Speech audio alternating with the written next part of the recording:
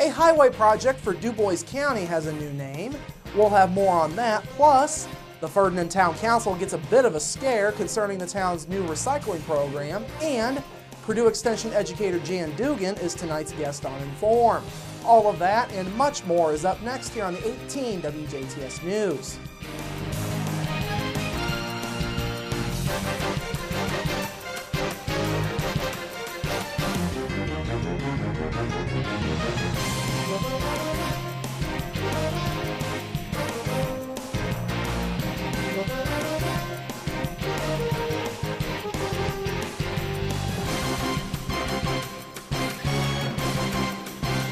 Hello, I'm Bradford Raths. We begin tonight with a new name for a familiar Du Bois County highway project. This morning, I-67 Development Corporation President Hank Menke spoke at the Huntingburg Chamber of Commerce about the proposed road. Menke told folks in attendance that the project is being called the Midstate Corridor as it works its way through the Blue Ribbon Commission. Menke says the change in name does not change the final goal. The end game is I-67, and that is what we want to try to accomplish up through the state, all the way from Bowling Green all the way up to Grand Rapids. And what Governor Pence asked us to do in the Blue Ribbon Commission was basically is to think long range, think about what could be in the state. And there's no question that this long range is what we want to submit to the governor. But in order to do so, it's like a big elephant in the room. It's like taking small bites of this elephant. We know that we're going to have to do it in sections, just like 31 has done it up. Menke also talked about the recent controversy surrounding comments from Owensboro Mayor Ron Payne. Payne has stated that I-69 should be rerouted over the Natcher Bridge instead of running over a new bridge from Henderson to Evansville. The route of I-69 is set in stone according to officials in Indiana and Kentucky. Menke says those comments did not help the cause for I-67. Menke also talked about the need for the project to make a move forward within the next few years. He says in order for that to happen, the project would need to make it into Tier 2 of NDOT's future road projects. If we can get in that Tier 2, and right now, I mean, in terms of Sue Elserman, I have to tell you this, that she's done a phenomenal job in helping us, and if this is ever going to happen, it needs to happen in the next 2 or 3 years here, this commitment. And so it's critical. We're in a very critical time to make sure this gets done in our lifetime. Menke also touched on the potential for jobs and US 231 work, among other topics. Now, this morning's event was held as part of the Huntingburg Chamber's Business Education Series. Chamber Director Nick Stevens says the importance of the project for Du Bois County cannot be understated. I-67 and its future is very important to the future of Du Bois County and southern Indiana as a whole. You know, what a way to connect Owensboro to I-69 and connect Du Bois County to I-69 even better. And really, truly, the opportunities of what that brings to give us better access to Indianapolis, better access to Nashville, and you know, that's going to really make a difference for our community. Stevens says next month's event will feature a seminar about the upcoming change to the 930 area code all across our listening area. The town of Ferdinand received a bit of a scare concerning its recycling program. Last night, the Ferdinand Town Council received word from Paul Vogirl Jr. of Monster Recycling that diesel fuel costs were beginning to cause him trouble. In Monster's contract with the town of Ferdinand, Vogirl would be able to opt out of the contract with 30 days notice if the price of diesel fuel went up to $4.35 or higher. That happened last week, though Vogirl is willing to work with the town to keep the program alive. Costs of fuel have gone down a little bit since then. Town Council President Ken Seacard says the program has been a good thing for the town. We're going to look at some other options that are out there that maybe we can help, keep this thing going, because the impression that we get is our town citizens love it. We haven't received any complaints, and I've had a lot of people thank me for doing it. So we don't want to see it end. We think it's very positive. I know it has made a difference in the amount of trash we pick up on a weekly basis too.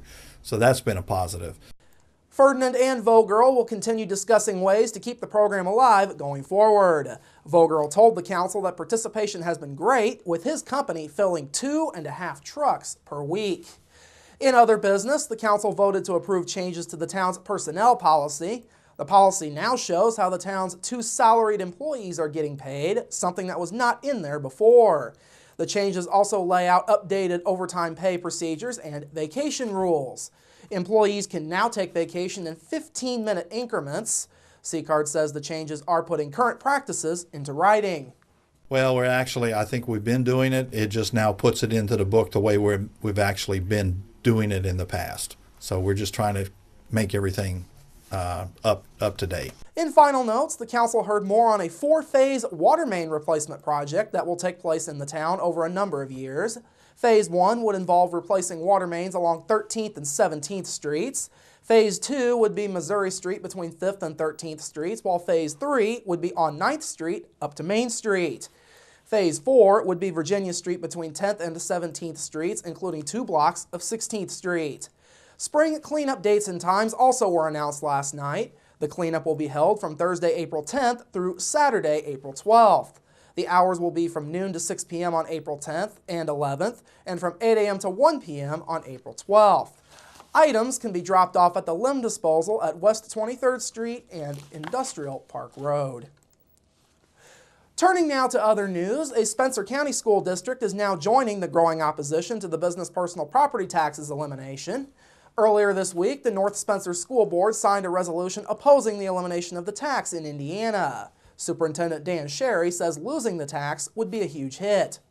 Well, the impact that the business personal property tax elimination would have on a district like North Spencer would be huge.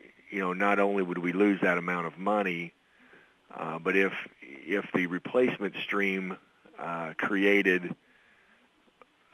placed an additional tax on property owners, residential owners, you know, that would have another great impact because people would not move to Spencer County. Sherry says with budgets being so tight at North Spencer, any additional revenue loss could even force the district to cut back some of its current services. North Spencer joins Northeast, Southeast, and Southwest Du Bois schools, along with the cities of Jasper and Huntingburg, among others, who have come out in opposition to the taxes elimination. In other business, the board passed a resolution that dictates how to make up this year's snow days. Sherry says beginning on April 1st, 15 minutes will be added to the end of each school day. That change will be effective through the end of the day on May 2nd. Now, a state waiver erased 2 makeup days from the docket. Sherry says that waiver was helpful. Yeah, it helped us a lot. You know, those were those ice days on January 6th and the 7th. And, you know, when you start having to determine whether you're going to go after Memorial Day or not, that's a big deal because there's contractual stipulations that kick in. There's additional costs and things like that. Sherry says he and other school officials are hopeful the weather will cooperate for the rest of the year. Now, the schedule for the end of the year will not change. Sherry says the school year will still end on May 23rd as scheduled, and commencement will still be on May 24th. Finally this evening, a Martin County Gypsum Board producer is set to stop mining operations. National Gypsum is set to close down the mining portion of its plant in August. The company will be converting the operation to byproduct gypsum at that point. Nancy Spurlock is the Corporate Communications Director for National Gypsum. She says the change is all about modernization and improving the company's product. We're modernizing the plant, and we are going to, by using byproduct gypsum and some other technology, we'll be able to produce lighter weight wallboard, which the industry is demanding, and we'll be able to produce a very high-quality product for our customers. Spurlock says the closure of the mine will impact 21 miners at the plant. She says those workers will have a chance to take other jobs in the plant. Spurlock says the company is expecting demand to increase once the changeover to byproduct gypsum is complete. She says that may lead to new jobs down the road, but nothing is set in stone. National Gypsum is headquartered in Charlotte, North Carolina. The company has 17 plants all around the country, including the one in Shoals. All right, coming up after the break, your local forecast, sports with Kurt Guxell, and Inform with Purdue Extension educator Jan Dugan. That's all up next here on the 18 WJTS News. Local people watching local people.